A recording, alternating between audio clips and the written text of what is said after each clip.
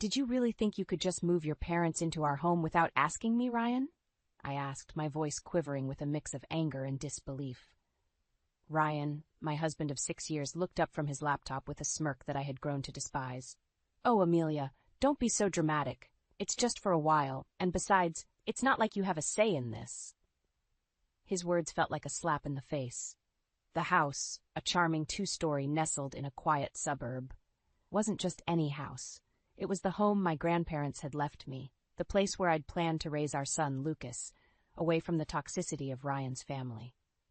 You do remember that this house is in my name, right? I retorted, my hands clenched into fists at my sides. Ryan's expression faltered, his smugness giving way to a flicker of uncertainty. As our 2-year-old Lucas toddled into the room, I forced a smile for his sake. He was blissfully unaware of the tension, his chubby hands reaching up towards me. Scooping him into my arms, I kissed his forehead, trying to calm the storm inside me. I'm not okay with this, Ryan. Your parents, they've never respected me or our space. Why now? I asked, struggling to keep my voice steady. Ryan shrugged, his indifference stoking my frustration. They're family, Amelia. You wouldn't understand. Family. The word echoed in my mind mockingly. My own family, who ran a small but beloved coffee shop in town, had always been my sanctuary. They were nothing like Ryan's controlling, overbearing parents. The doorbell rang, interrupting our standoff. Through the peephole, I saw them. Ryan's parents, suitcases in tow, ready to invade our life. My heart sank.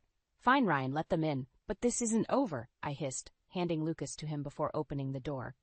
Amelia, darling, cooed Ryan's mother, sweeping past me without a second glance. His father followed, a stern man who'd barely acknowledged me since our wedding day. As they settled in, making themselves comfortable in my living room, I felt a sense of intrusion that was all too familiar. This was just the beginning, I realized. But as I watched them, something within me shifted. I was done being the compliant daughter-in-law. Bending to their whims, I retreated to the kitchen, my mind racing. This was my home, my sanctuary, and I was ready to fight for it. The following days turned into a blur of unwelcome changes. Ryan's mother, Elaine, had a way of making her presence known in the most suffocating manner. She rearranged my kitchen, criticized my parenting, and treated our home as if it were her own. Lucas shouldn't be eating that, Amelia. It's not healthy, Elaine chided one morning as I prepared Lucas's breakfast. I bit back a sharp retort, feeling the familiar sting of her judgment. He's fine, Elaine. It's just cereal. She'd skeed, shaking her head. In our house, we believe in a proper diet. You really should learn. Her comments were like needles, each one pricking at my patience. Ryan, as usual, was of no help, buried in his work and oblivious to the growing tension. One evening, as I put Lucas to bed, Elaine barged into his room. He's still not sleeping through the night? You must be doing something wrong. Her words were a slap in the face, undermining my efforts as a mother. I'm doing the best I can, I snapped, unable to contain my frustration. Elaine's eyes narrowed. Clearly, your best isn't good enough. Maybe if you had a real job and some structure in your life. I felt a surge of anger. This is my house, Elaine. You're a guest here. Don't forget that. Her laugh was cold and dismissive. Oh dear. Ryan never mentioned how delusional you are. This is his house too, and as his mother, I've every right to be here. The following day, I reached my breaking point. I found Elaine in Lucas's room, going through his drawers. What do you think you're doing? I demanded, my voice trembling with anger. I'm just organizing. This room is a mess, she replied, not even bothering to look at me. That's it! I want you out of my house now! I exclaimed, feeling a mix of fury and desperation. Elaine turned to face me, her expression one of mock surprise. Your house? Oh, sweetie, you're just the wife. This is Ryan's house too, and he wants us here. I stormed out of the room, my mind racing with 1,000 thoughts. Ryan's betrayal, Elaine's intrusiveness, the way they dismissed my feelings, it was all too much. I was tired of being pushed around, tired of having my home invaded by people who had no respect for me. That night, as I lay in bed, a plan began to form in my mind. I was going to take back control of my life, my home, and my son's future. Ryan and his parents had crossed a line, and it was time for them to learn that I wasn't going to be their doormat any longer. The fight was just beginning, and I was ready. A few days later, Ryan dropped a bombshell during an already tense dinner. My parents need to stay with us longer. Their house is undergoing renovations, he said, nonchalantly, as if it were the most natural thing in the world. I felt my blood boil. Longer? Ryan, we never discussed them staying in the first place, he shrugged, avoiding my gaze. It's just for a few more weeks. What's the big deal? The big deal? The big deal is that your mother treats me like an intruder in my own home. I snapped, my frustration reaching its peak. Elaine, overhearing our conversation, chimed in with her usual condescending tone. Amelia, you're overreacting. We're family. You should be more accommodating. That night, sleep eluded me. Their words echoed in my mind, fueling a growing resolve. I wasn't going to let them walk all over me anymore. It was time to fight back. The next morning, I called my brother, Alex, who had always been my confidant. They're taking over my life, Alex. I can't take it anymore, I confessed, choking back tears. Alex's voice was firm and supportive. Amelia, you need to stand up for yourself. Don't let them bully you. It's your house, your rules. His words were the push I needed. I decided to confront Ryan, but this time I would be prepared. I gathered evidence of Elaine's overbearing behavior, the rearranged kitchen, the disrupted routines, her constant belittling comments. Confrontation day arrived. I waited until Elaine and Ryan were in the living room. We need to talk, now, I announced, my voice steady despite the storm raging inside me. Ryan looked up, surprised by my tone. What's this about, Amelia? It's about your parents, Ryan. Their constant interference, their disrespect for my boundaries. It ends today, I declared, holding up my list of grievances. Elaine scoffed. This is ridiculous. We're just trying to help. Help? By undermining me at every turn? By treating me like I don't matter in my own home? I countered, my anger palpable.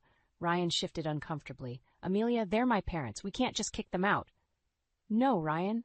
They're guests in my home, and they've overstayed their welcome. Either they leave, or I do. With Lucas, I ultimatumed, my resolve unwavering. The room fell silent, the gravity of my words hanging in the air. I saw the flicker of realization in Ryan's eyes, but it was Elaine who spoke first. You wouldn't dare, she hissed, her facade slipping. Watch me, I retorted, my voice laced with determination. That night, Ryan's parents packed their bags. As they left, Elaine shot me a venomous look. You'll regret this, Amelia. But as the door closed behind them, I felt a weight lift off my shoulders. It was the first step in reclaiming my life, and I was ready for whatever came next. The days following Elaine and her husband's departure were eerily quiet. Ryan's demeanor had shifted to one of cold detachment, his interactions with me minimal and strained. I found solace in the peace of my reclaimed home and the joyous laughter of Lucas. One evening, as Lucas played with his toys, Ryan announced, I've got to go on a business trip. I'll be gone for a few weeks. His tone was indifferent, as if our strained relationship had taken a backseat to his career. Fine, I replied curtly, barely concealing my relief at the prospect of his absence. After Ryan left, the house felt different, liberating even. I started to revert the changes Elaine had imposed, each alteration feeling like a small victory. But the true turning point came when I stumbled upon a series of emails on Ryan's laptop, which he'd carelessly left open. They detailed an affair, an ongoing betrayal that cut deeper than any of his mother's snide remarks. Anger, hurt, and a sense of betrayal churned within me. I decided it was time for Ryan to face the consequences of his actions. I began to meticulously plan my next moves, each step calculated to ensure that Ryan and his family paid for their deceit and manipulation. The first step was to secure my financial and legal standing. I contacted a lawyer, explained my situation, and started the proceedings for what was now an inevitable divorce. Next, I turned my attention to the house, the symbol of my grandparents' legacy and my independence. I reached out to a real estate agent. I want to sell the house, quickly and quietly, I told her. She was taken aback but sensed the urgency in my voice. Are you sure about this, Amelia? This is a big decision, she cautioned. I've never been more sure of anything, I replied with a resolve born of betrayal and a newfound strength. The house went on the market, and within days, offers began to roll in. The thought of Ryan returning to find his precious control stripped away brought a bitter satisfaction. In the midst of this, I reconnected with my family, drawing strength from their support. My parents were appalled by Ryan's behavior and rallied around me and Lucas. "We're here for you, no matter what," my father assured me. As I watched Lucas play, innocent and unaffected by the turmoil, I made a silent vow to protect his happiness at all costs. Ryan's return loomed on the horizon, but I was no longer the woman he had left behind. I was ready to confront him, armed with the truth and a plan to reclaim my life. The day Ryan returned was marked with a tension that hung thick in the air. I had rehearsed this moment in my mind, envisioning every possible outcome, yet my heart raced as I heard his key turn in the lock. "Amelia, I'm home," Ryan called out, his voice echoing through the now unfamiliar space. I emerged from the kitchen, my posture rigid. "Welcome back, Ryan. We need to talk." He glanced around, noticing the changes I had made. "What's going on? The house looks different." I didn't flinch. "I sold the house, Ryan. It's no longer ours." His face contorted with disbelief. "You did what? You can't just sell our house without telling me." "It's my house, Ryan, and after what I discovered, I don't think you have a say in it anymore," I said, my voice steady but laced with a simmering anger. He scoffed, trying to regain his composure. "What are you talking about?" "The affair, Ryan. I know everything," I revealed, watching as his facade crumbled. His attempt at denial was weak and short-lived. "Amelia, it's not what you think." "I think it's exactly what it looks like. You betrayed me, our family," I retorted, the hurt evident in my tone. Ryan's expression shifted from shock to anger. "You're overreacting. We can work through this." "There's no we anymore, Ryan. I've filed for divorce," I declared, handing him the papers. The ensuing conversation was a blur of accusations and denials, but I stood my ground. The man I had married was gone, replaced by a stranger fueled by selfish desires. As he stormed out, vowing to fight the divorce, I felt a sense of liberation mixed with apprehension. I had taken the first step towards a new life, but the battle was far from over. In the following weeks, the reality of our situation became public. Ryan's parents, once so imposing and confident, were now caught in the crossfire of their son's indiscretions. Their attempts to contact me were met with silence.